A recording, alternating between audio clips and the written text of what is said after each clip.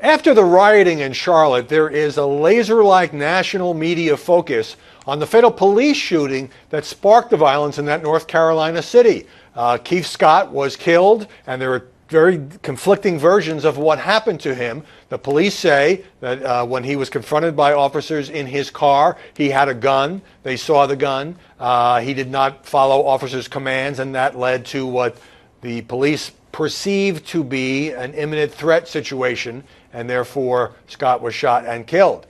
Scott's family and at least one eyewitness say that's not the case at all. He was a guy who was waiting to pick up his son at school, and all he had was a book, not a gun, they say. And I think the coverage has been fairly restrained on this question because we've been burned before, especially in Ferguson with the hands up, don't shoot, to know that all the facts are hardly in this case. But there is one fact in this case that is an undisputed fact, but that has been, let's just say, not prominently featured in the coverage. I'm looking here at the New York Times. This is the jump of the lead story in the paper. And way down in the 30th paragraph, the New York Times reports that the officer who police say shot and killed Scott, whose name is Brentley Vinson, is black. That this was a case of a black officer shooting a black resident of the city.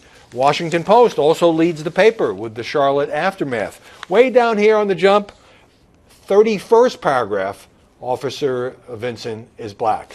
Wall Street Journal did a shorter story here on an inside page. It's 12 paragraphs long. In the 11th paragraph, the officer was black.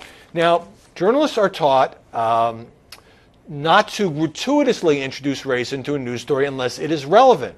But it's hard to argue the relevance here because what is inflaming many of the people who are angry in Charlotte, some of whom tried to protest peacefully, others who descended into violence and looting and thuggery, is the notion that this is another one in a long line of black men or teenagers being killed in confrontations with white police officers. Now, this doesn't resolve the question of whether the officer acted properly or acted recklessly. We need to know a lot more about that.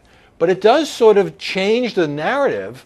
If the officer in question is black, presumably that officer would have a different view of somebody who is black, who might also pose a threat. In other words, the notion that racial prejudice or racial stereotyping entered into it might not be the case. And so I hear people talking about this, including friends of mine who are journalists, and they're not even aware of this. I haven't seen it prominently featured in the television coverage either.